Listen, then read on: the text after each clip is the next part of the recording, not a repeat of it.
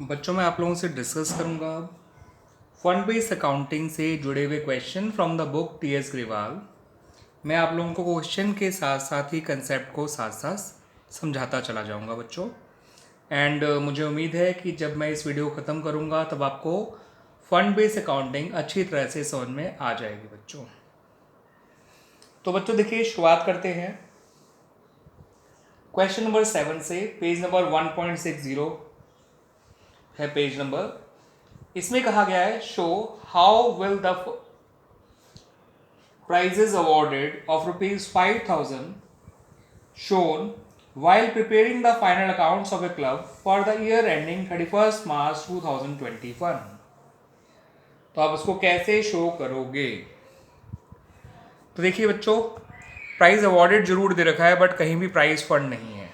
और जब prize fund ही नहीं है तो प्राइज अवॉर्डेड सिंपल एक खर्चा है जो इसे इनकम एंड एक्सपेंडिचर अकाउंट में शो करना है। अगर प्राइज फंड होता तो एक अलग बात होती, बट है नहीं। यहाँ पर सिर्फ प्राइज पेड आपको दे रखा है जो आपका इनकम एंड एक्सपेंडिचर अकाउंट में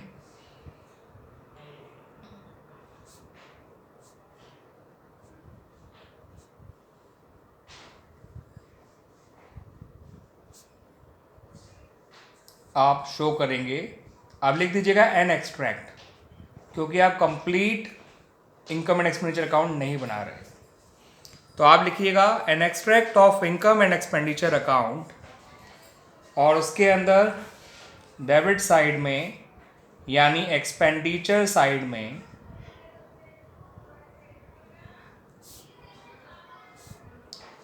ठीक है बच्चों, एक्सपेंडिचर साइड में 2 प्राइज अवॉर्डेड लिख दीजिएगा।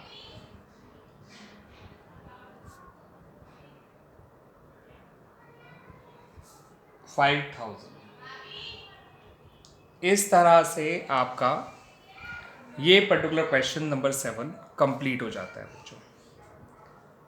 ठीक है बच्चों, कोई प्राइस फंड नहीं था, एक सिंपल खर्चा दे रखा है। अगर फंड नहीं दे रखा हो, सिर्फ खर्चा दे रखा हो, तो उस खर्चे को एक्सपेंडिचर में ही शो किया जाता है इनकम एंड एक्सपेंडिचर अकाउंट के। ठीक है बच्चों, अब आ जाइए क्वेश्चन नंबर 8 पर। क्वेश्चन नंबर 8 में आपको कहा गया है how the following items presented in the financial statements of a not for profit organization। किसी भी नॉट फॉर प्रॉफिट ऑर्गेनाइजेशन की फाइनेंशियल स्टेटमेंट्स में ये फॉलोइंग इन्फॉर्मेशन कैसे शो की जाएंगी। आपको टूर्नामेंट फंड दे रखा है और टूर्नामेंट एक्सपेंसेस दे रखे हैं। तो इस बार तो फंड है, तो आप इस बार टूर्नामेंट एक्सपेंसेस को सिंपल एक्सपेंडिचर की तरह इनकम एंड एक्सपेंडिचर अकाउंट में नहीं शो कर सकते, इसको इस फंड में ही एडजस्ट करना होगा। क्वेश्चन नंबर 7 में इसलिए नहीं कर पाए क्योंकि फंड नहीं था प्राइज से जुड़ा हुआ, इसलिए प्राइज पेड को हमें या प्राइज अवॉर्डेड को एक्सपेंडिचर में ही शो करना पड़ा। तो प्राइस फंड आपका टूर्नामेंट फंड है 80,000 और टूर्नामेंट एक्सपेंसेस हैं 14,000। तो इस 80,000 में से 14,000 को माइनस कर दीजिए, बचा 66,000। ये बैलेंस फंड का आपके लिए एक लायबिलिटी है, इसको आप बैलेंस शीट में ही शो करेंगे, इनकम एंड एक्सपेंडिचर अकाउंट में नहीं। फंड एक लायबिलिटी की तरह है फॉर द एनपीओ, इस बात को ध्यान रखिएगा बच्चों। तो आप लिखेंगे यहां पर बैलेंस शीट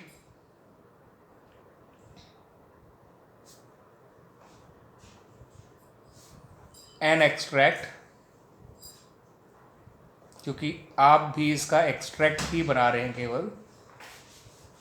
ठीक है बच्चों, एज एट जो भी डेट होगी, फिलहाल डेट मेंशन नहीं कर रखी है। लायबिलिटी साइड में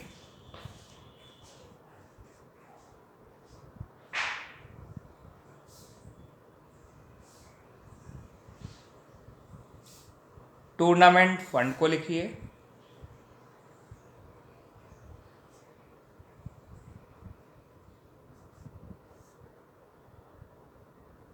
उसका अमाउंट है ₹80,000।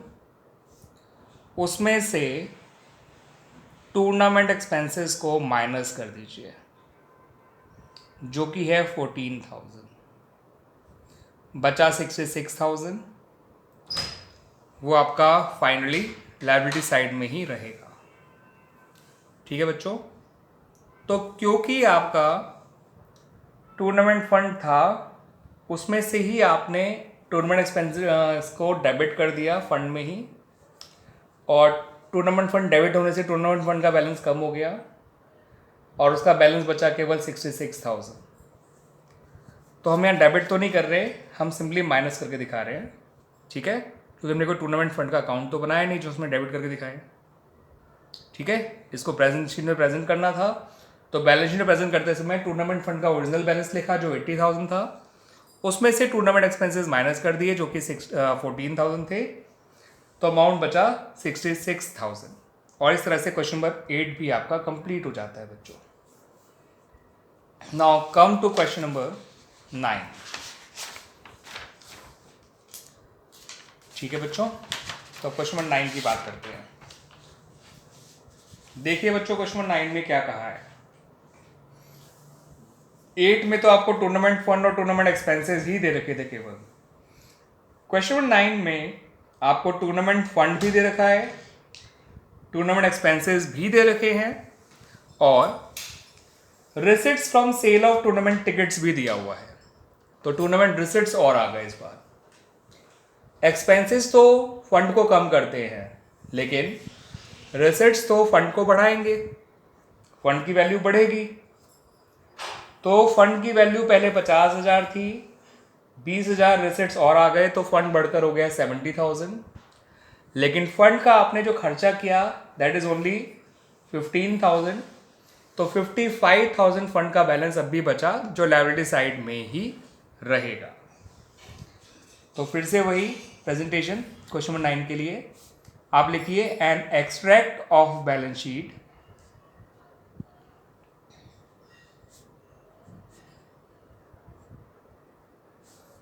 एज एट, जो भी आपकी क्लोजिंग डेट दे रखी हो, फिलहाल नहीं दी हुई है। फिर से लायबिलिटीज साइड पे आइए,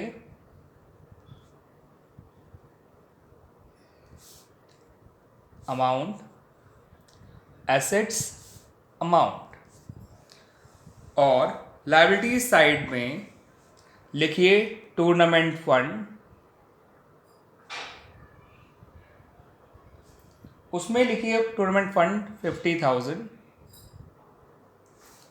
पहले ऐड करिएगा receipts from sale of tournament tickets, तो receipts from sale of tournament tickets जो कि हैं 20,000, जोड़कर हो गया 70,000। अब लेस कर दीजिए जिसको लेस करना है, किसको लेस करना है, टूर्नामेंट एक्सपेंसेस को। ठीक है बच्चों, तो लेस कर दीजिए टूर्नामेंट एक्सपेंसेस जो कि है 15,000, ये बचा आपका 55,000। क्लियर बच्चों, इस तरह से आपका क्वेश्चन नंबर 9 भी कंप्लीट हो जाता है। अब बात कर लेते हैं क्वेश्चन नंबर 10 की। इसमें दो केसेस हैं बच्चों, केस 1 एंड केस 2। केस 1 ये है कि आपको प्राइज फंड दे रखा है, प्राइज अवॉर्डेड दे रखा है और मैच एक्सपेंसेस दे रखे हैं। तो फंड केवल प्राइजेस का है, मैच का नहीं। अब क्योंकि मैच एक्सपेंसेस है मगर मैच फंड नहीं है, तो ऐसे में मैच एक्सपेंसेस सिंपल एक ऑर्डिनरी एक्सपेंडिचर हो गए, एक ऑर्डिनरी रेवेन्यू एक्सपेंडिचर हो गए, तो उनको तो आप इनकम एंड एक्सपेंडिचर अकाउंट में ही शो करिएगा। तो लिखिए an extract of income and expenditure account for the year ended, mention होगा ईयर तो लिख दीजिएगा, नहीं तो ऐसे छोड़ दीजिएगा। एक्सपेंडिचर पे आएंगे डेबिट साइड में,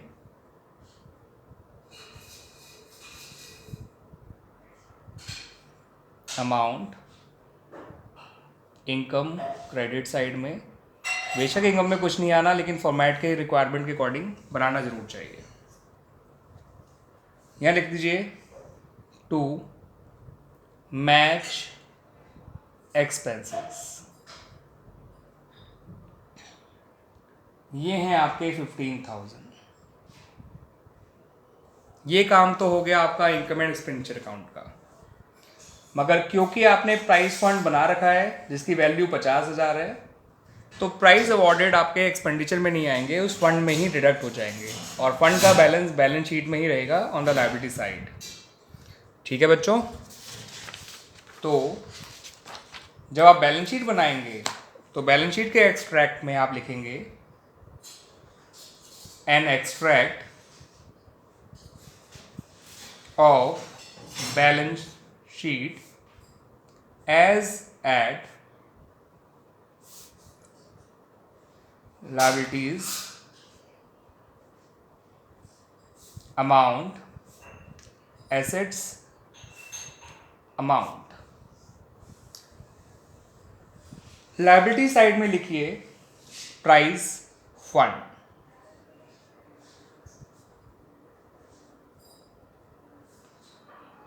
उसमें लिखिए 50,000 और प्राइस अवॉर्डेड माइनस कर दीजिए।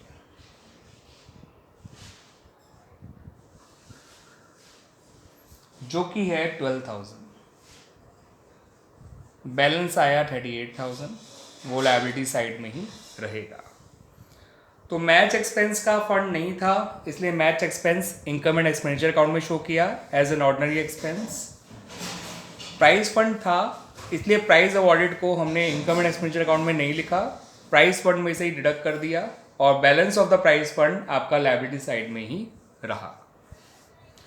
अब आ जाइए क्वेश्चन नंबर 10 के केस 2 पे। तो 10 के केस 2 की बात करते हैं। इसमें आपको मैच फंड दे रखा है, मैच एक्सपेंसेस दे रखे हैं, इन्वेस्टमेंट ऑफ मैच फंड दे रखा है और उसी मैच फंड इन्वेस्टमेंट का इंटरेस्ट दे रखा है, उसके अलावा प्राइज अवॉर्डेड दे रखा है। तो मैच फंड से जुड़े हुए तो काफ़ी सारे पॉइंट्स हैं, बट प्राइजेस का तो कोई और फंड पॉइंट है ही नहीं बच्चों। तो आप क्या करेंगे बच्चों कि प्राइज अवॉर्डेड इस बार आपका simple income and expenditure account में आ जाएगा। द रीज़न इज कि आपने कोई प्राइस फंड नहीं मेंटेन किया हुआ इन द केस 2। तो केस 2 में आपने कोई वो प्राइस फंड नहीं मेंटेन किया हुआ, इसलिए प्राइस फंड ना होने की वजह से प्राइस अवॉर्डेड आपका एक्सपेंडिचर साइड में ही आएगा।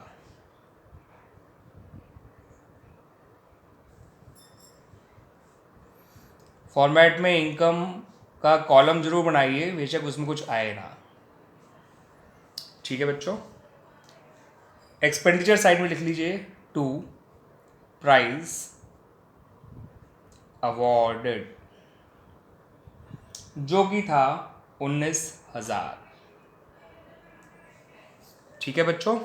तो ये काम तो हो गया आपका प्राइस फंड का, लेकिन मैच फंड का तो काम बैलेंस शीट में किया जाएगा। प्राइस फंड का तो नहीं कहूँगा, प्राइस अवॉर्डेड का कहेंगे, बिकॉज प्राइस फंड होता तो फिर ये भी बैलेंस शीट के अंदर ही होता, इनकम एंड एक्सपेंडिचर अकाउंट में नहीं आता बेचारा। ठीक है बच्चों? अब आ जाइए बैलेंस शीट में, जिसमें आपको मैच फंड को शो करना है और उससे जुड़ी हुई काफ़ी सारी चीज़ें और भी हैं। तो लिखिए an extract of balance sheet as at liabilities amount assets amount। ठीक है बच्चों? मैच फंड को लायबिलिटी साइड में लिखिए, जो कि है ₹1 लाख। मैच एक्सपेंसेस माइनस होना है तो माइनस वाला काम बाद में करिएगा, फिलहाल प्लस वाले काम कर लेते हैं। तो इसमें आपका एक चीज़ दे रखी है इन्वेस्टमेंट और मैच फंड, तो एक एसेट है वो, ठीक है ना। मैच फंड के पैसे से आपने एक इन्वेस्टमेंट परचेज करी तो वो बन गई मैच फंड इन्वेस्टमेंट, यानी ईयर मार्क्ड इन्वेस्टमेंट। इन्वेस्टमेंट जो किसी फंड के पैसे से बनाई गई है, खरीदी गई है, तो उसको आप एसेट साइड में शो करिएगा, मैच फंड में मत ऐड करिएगा। इन्वेस्टमेंट ऑफ मैच फंड के नाम से उसको लिख दीजिए, और वो इन्वेस्टमेंट है आपकी 60,000 रुपीज़ की। यानी फंड के पैसे से अगर आप कोई इन्वेस्टमेंट परचेज करते हैं या फंड का पैसा कहीं इन्वेस्ट करते हैं तो वो एक एसेट है आपकी, उसको मैच फंड में मत ऐड करिएगा, बल्कि asset side of the balance sheet में शो करिएगा। फिर उसका जो इंटरेस्ट मिला है मैच फंड इन्वेस्टमेंट का, उसकी एंट्री होती है bank account debit to interest on investment. तो बैंक तो आपका एसेट में चला जाएगा और इंटरेस्ट ऑन इन्वेस्टमेंट आपकी इनकम हो गई, है ना। आप सोच रहे हैं इनकम है तो फिर इनकम एंड एक्सपेंडिचर अकाउंट में इनकम साइड डालिए, मगर ऐसा नहीं होता, क्योंकि अगर आपने मैच फंड बना रखा है तो मैच फंड से जुड़ा हुआ खर्चा और मैच फंड से जुड़ी हुई इनकम दोनों को मैच फंड में ही एडजस्ट किया जाता है।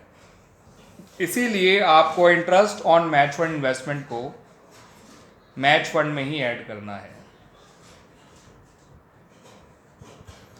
जो कि है ₹3,000।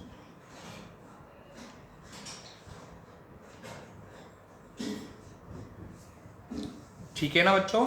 मैच फंड इन्वेस्टमेंट को के इंटरेस्ट को मैच फंड में ऐड करिएगा, इनकम में मत शो करिएगा, और मैच फंड इन्वेस्टमेंट में भी मत ऐड करिएगा। ठीक है बच्चों। अब लेस करने वाला काम कर लीजिए, मैच एक्सपेंसेस। मैच एक्सपेंसेस आपके हुए 35,000 के, तो 1,03,000 में से 35,000 कम कर दीजिए, बचा 68,000। ये आपका मैच फंड का फाइनल बैलेंस है जो लायबिलिटी साइड में ही रहेगा। तो इस तरह से क्वेश्चन नंबर 10 भी आपका कंप्लीट हो जाता है बच्चों। Now come to question number 11।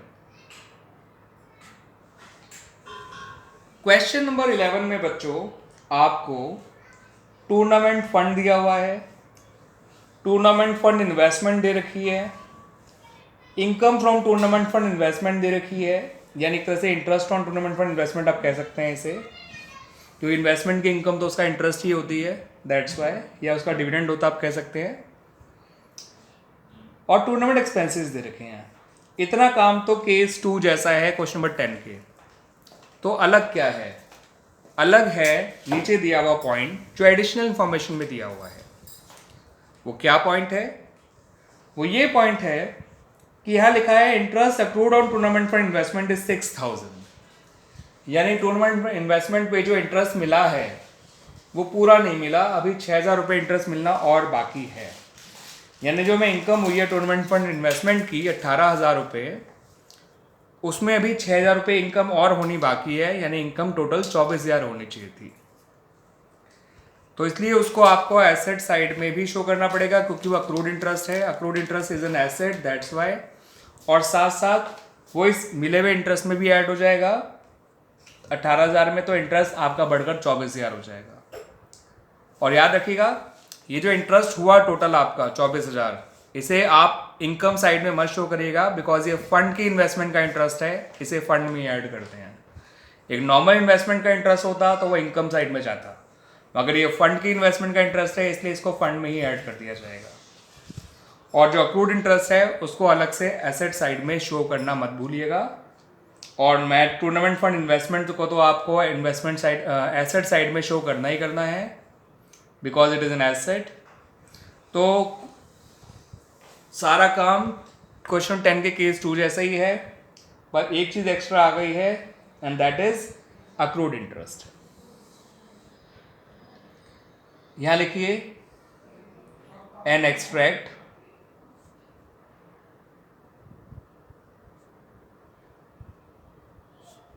Of balance sheet as at, दे नहीं रखी वो date, that's why. Liability side पे आइए बच्चों,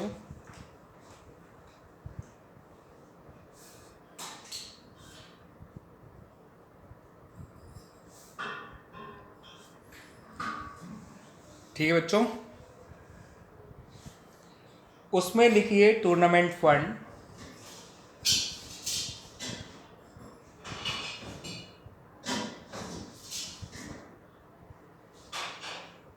जो कि है 1,50,000 रुपये का।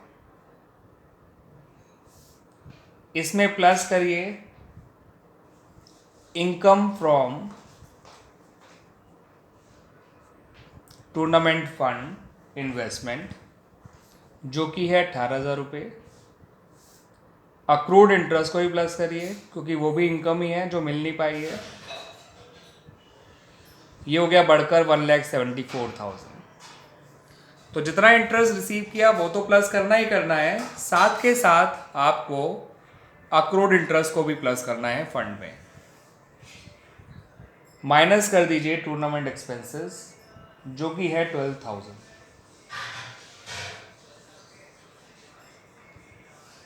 1,74,000 में से 12 माइनस कर दीजिए, बचा 1,62,000। ये काम तो हो गया लायबिलिटी साइड का। Come to the asset side, वहां लिखिए टूर्नामेंट फंड इन्वेस्टमेंट, जो कि है 1,50,000, और साथ के साथ आपको अक्रूड इंटरेस्ट और टूर्नामेंट फंड इन्वेस्टमेंट भी लिखना होगा, जो कि है 6,000 रुपये। अक्रूड इंटरेस्ट अपने आप में एसेट भी होता है, इसलिए उसको एसेट साइड लिखना ही पड़ेगा आपको। आई समझ में बात बच्चों? तो accrued interest on tournament fund investment एक बार टूर्नामेंट फंड में ऐड हुआ क्योंकि वो इनकम भी है जो अर्न नहीं हो पाया, और अपने आप में वो एसेट भी है जो कि एसेट साइड में शो करना पड़ेगा। Accrued interest is that interest which is earned but not received yet. And it is earned, that's why it is considered as an income. But this is the income of tournament fund investment, that's why it is not shown separately on the income and side of the income and expenditure account. It is shown on the liability side of balance sheet. That is, it is added to the fund itself. Clear बच्चों? अब आ जाइए आप question number 12 पे। ठीक है बच्चों,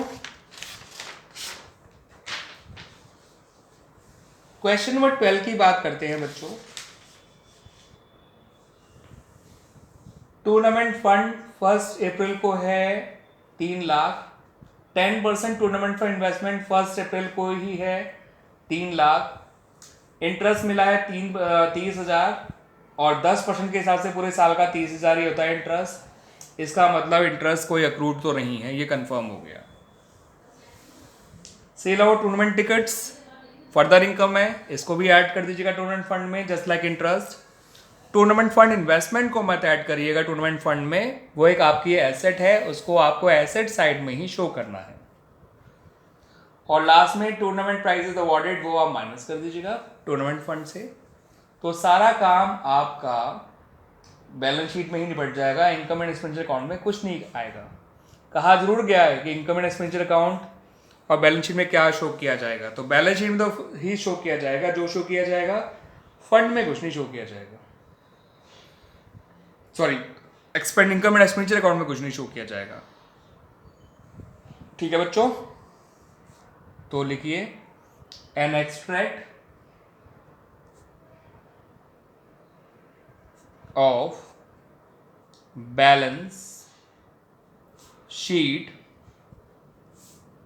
as at 31/3/19। इस बार आपको डेट दे रखी है। ठीक है बच्चों, the date has been given to you in this question। Liability side में लिखिए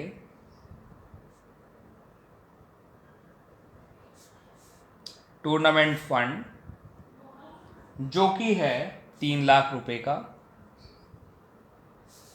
एसेट साइड में 10% टूर्नामेंट फंड इन्वेस्टमेंट को लिखिए, वो भी है ₹3 लाख का। ठीक है बच्चों।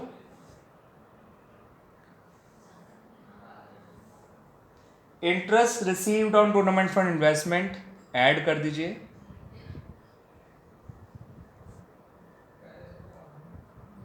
जो कि 30,000 है। पूरे साल का 30,000 ही बनता है और सारा मिल गया है तो कुछ भी अक्रूड नहीं है, ध्यान रखिएगा इस बात को बच्चों। सेल ऑफ मैच टिकट्स भी, टूर्नामेंट टिकट्स भी प्लस कर दीजिए। आपका 75,000 और माइनस कर दीजिए टूर्नामेंट प्राइजेस अवॉर्डेड, जो कि है 60,000। 3 लाख प्लस 30, 30 प्लस 75 होता है 4,05,000। 4,05,000 में से 60 गए तो 345,000 आ गया। ज़्यादा ही खुला खुला बन गया बच्चों ये। ठीक है, क्लियर बच्चों अच्छी तरह से। अब आ जाइए क्वेश्चन नंबर 13 पे। This was question number 12। तो क्वेश्चन नंबर 13 में भी सब सिमिलर ग्राउंड्स पे ये सब चीज़ें।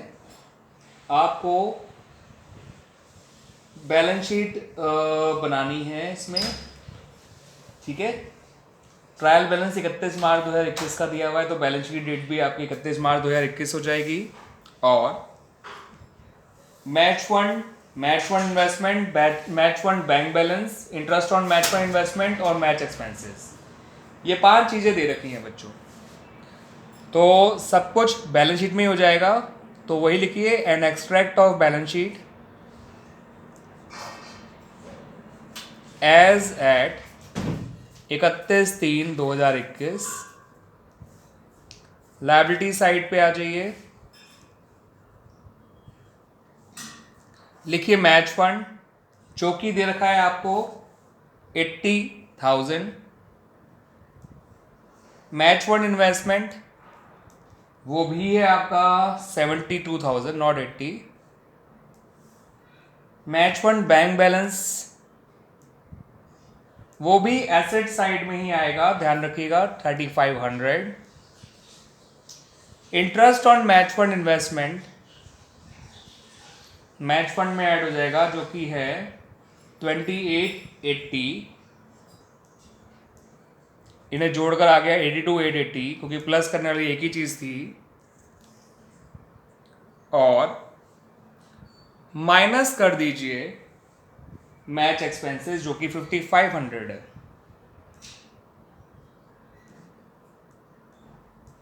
एट 80 में 500 गए तो 380, 82 में से 5 गया तो 77, 380। देखिए बच्चों बिल्कुल सही आंसर है ये। और एक गलती बिल्कुल मत करिएगा बच्चों कि आपको बैलेंस शीट को मैच नहीं कराना है, बैलेंस करने की कोशिश मत करिएगा, उनको ऐसे ही छोड़ दीजिएगा, टोटलिंग मत करिएगा, because it is only an extract not the complete balance sheet. Clear बच्चों, आई बात समझ में।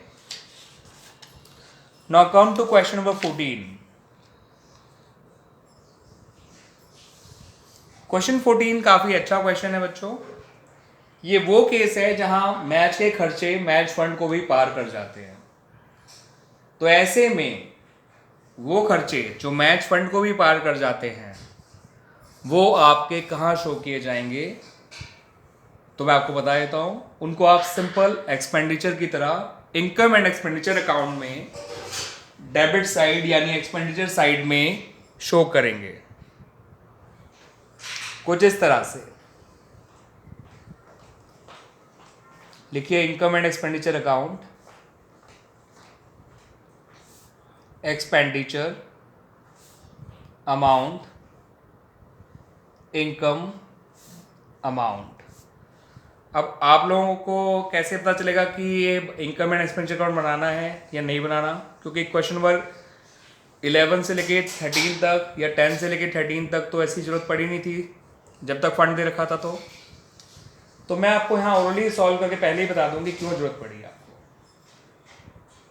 देखिए बच्चों, आपका मैच फंड का जो पुराना बैलेंस था वो 24,000 रुपये था, उसके लिए डोनेशन मिला 40,000, जोड़कर हो गया 64,000।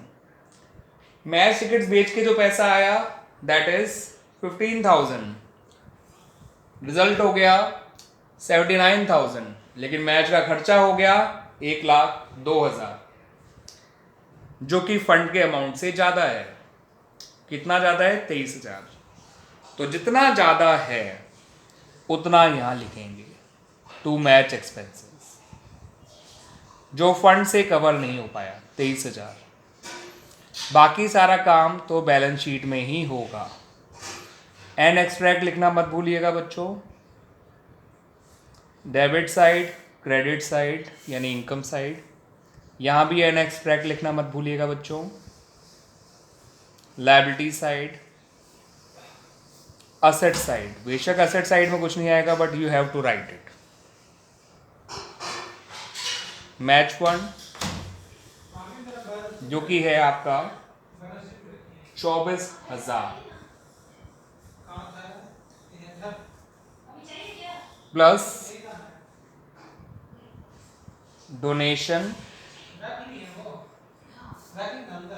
40,000 plus sale of match tickets 15,000, जोड़कर आया 79,000, माइनस मैच एक्सपेंसेस 1,02,000, आया 23,000 नेगेटिव। इसी को हमने ट्रांसफ़र किया था इनकम एंड एक्सपेंडिचर अकाउंट में। नेगेटिव फंड तो शो करेंगे नहीं ना, तो खर्चे अगर ज़्यादा हो जाए या फंड का बैलेंस नेगेटिव हो जाए तो वो इनकम एंड एक्सपेंडिचर अकाउंट में चला जाता है नेगेटिव बैलेंस, मगर यहाँ पे आपको नील ही शो करना है। ठीक है बच्चों, ये इस तरह से क्वेश्चन नंबर 14 आपका कंप्लीट हो जाता है बच्चों। अच्छी तरह समझ आया ना बच्चों? ये अलग तरह का क्वेश्चन है, एक बार एग्जाम में आ चुका है, 2009 के बोर्ड में ऐसा क्वेश्चन आ चुका है। आई थिंक यही वाला क्वेश्चन आया था जो 2009 के बोर्ड में आया था। ठीक है बच्चों, ध्यान रखिएगा इस बात को।